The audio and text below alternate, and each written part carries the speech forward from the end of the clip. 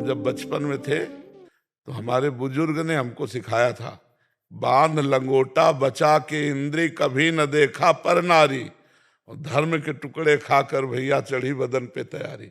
बांध लंगोटा बचा के इंद्री, ब्रह्मचर्य। अगर आपको वास्तविक बलवान बनना है तो ब्रह्मचर्य और स्वाभाविक दंड बैठक और व्यायाम के द्वारा जो ताकत बढ़ती जाती है वो स्थायी होती है। गाय बांधो और गाय का शुद्ध दूध पियो और दंड बैठक मारो और लंगोटे के पक्के रहो, बलवान बन जाओगे। शरीर बना के दिखावा केवल कर सकते हो, तुम में ताकत नहीं होगी, आत्मबल नहीं होगा।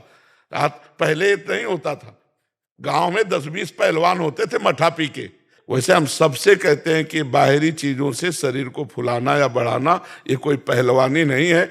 अच्छा, खूब विचार करते हो, हस्त मैथुन करते हो, गंदी बातें करते हो, उससे थोड़ी हो जाएगा। ब्रह्मचर्य से रहो, नमक रोटी खाओ। और ये हम तुम देखा है ऐसा पहलवान, और ऐसे को गद्दा की तरह उठा के पटक दिया, क्योंकि ब्रह्मचारी है और नियमनिष्ठ है। हम जानते थे वो सदुवई में था। अब तुम लोग तो नई अवस्था के हो। हरशंकर बाबा का नाम नहीं सुना होगा, अयोध्या के हरशंकर बाबा। कोड़नी है हमारे जन्मभूमि के पास, तो वहां दंगल देखने गए थे जब बच्चा थे। तो जो ये हरशंकर बाबा गए तो ऊपर चद्दर ऐसे उड़े हुए थे।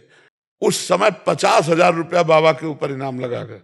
तो 4-5 चढ़ गए हाथ मिलाने के। बाबा ऐसे हाथ पकड़ के ऐसे मारते, 3-4 खोपड़ी के बाल ऐसे चले जाते। 4-5 बोले अयोध्या का सिंह है। हाँ, फेंका चला ऐसे, बजरंग बली एकदम। बाल ब्रह्म वैसे चलते थे, बाल ब्रह्मचारी। मारा ऐसे तो फट गया अखाड़ा, धम्म से गिर गए तो तालियां बज गई। एक छलांग में ऊपर हनुमान जी की तरह, और ऐसे किया था। कोई नहीं था। ब्रह्मचारी के आगे कौन होगा?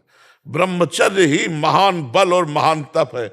आप क्या समझते हो बल किसे कहते हैं? जो काम को पछाड़ दे, क्रोध को पछाड़ दे, मोह को पछाड़ दे, दूसरों का हित करे, दूसरों का मंगल करे और पवित्र भोजन पाए। ये मुर्गा मुर्गी खा के बलवान बनना चाहते हैं।